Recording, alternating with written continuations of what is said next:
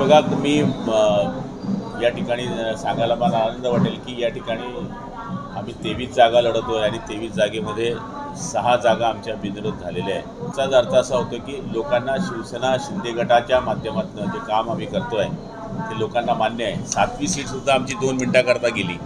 बाई माघारीला गेली तोपर्यंत 3 वाजून 2 मिनटं झालेले होते. नाहीतर 7वी सीटसुद्धा बिनविरोध होणार होती. पण असो 23 जागा लढत असताना 6 सीट म्हणजे जवळपास 25% सीट आमच्या या ठिकाणी बिनविरोध झालेल्या आहे. त्याचा खूप आनंद आहे. सगळ्यामध्ये संजय राऊतांनी एक गंभीर आरोप केले की 5-5 कोटी रुपये देण्यात आले की काही उमेदवारांना खिंडात केले. संजय राऊतांनी सगळे पत्रकार होते. जितक्या सीटा झाल्या मी कुठे बसलेलो होतो आपण सगळ्यांनी पाहिलं आहे. डांबायला वेळ थोडी होता. एक आहे मी जिथे मला वाटलं की माझ्या कार्यकर्त्याला हा उमेदवार जर माघार घेतली तर त्याला इलेक्शन सोपं होईल किंवा बिनविरोध होईल तिथे मी 100% त्यांच्या घरी जाऊन प्रयत्न केले. हे उघडं आहे. काय चाकू घेऊन नाही गेलो त्यांच्या दरवाजी. विनंती करायला गेलो. मी कोटेनगरला गेलो. लोकांनी पाहिलं, पत्रकार लोकांनी पाहिलं. आता काही उरलेलं नाही बोलायला. मग आता 5 कोटी आता नगरसेवकाला 5 कोटी भेटत असेल तर मग झालं मग कल्याण. असं कुठे हे काय आरोप मला वाटतं हे चुकीचे आरोप आहे. त्यांच्या पायाखालची वाळू घसरलेली आहे.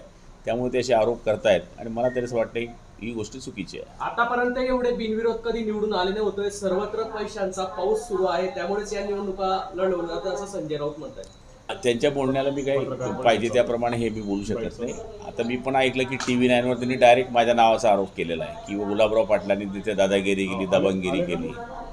आता मी धरणगावमध्ये हरलो. मी तिथे दबंगगिरी केली असती तर मग धरणगावमध्ये मी हरलो असतो का? तिथे माझे 15 नगरसेवक आले 23 पैकी, पण माझा नगराध्यक्ष येऊ नाही शकला. राजकारण हे लोकशाही पद्धतीने झालं पाहिजे. त्या पद्धतीने आम्ही लढतो आहे. जिथे आम्हाला वाटलं की इथं कार्यकर्ता शिवसेनेचा बिनविरोध होऊ शकतो तिथे आम्ही प्रयत्न केले. आम्ही त्याच्यामध्ये यशस्वी झालो. जसं आपण मगाशी म्हटलं की काही वेळे या बहु उमेदवार माघार घेऊ शकले नाही. असे किती उमेदवार आहेत आता की जे आगामी काळात पाठिंबा देऊ शकतात? भरपूर आहे. मी आपल्याला सांगतो की शिवसेनेच्या 23 पैकी 20च्या वरती सीट आहेत. संजय राऊतांनी हा पण आरोप केला की 3 वाजेनंतर मुदत संपल्यानंतर सुद्धा प्रशासनाला मी आपल्याला सांगतो 3 वाजून 2 मिनिटांनी एक बाई जी होती ती आमची वरती चढली आणि गेट बंद झालं. आम्ही विनंती केली की 2 मिनटं आहे.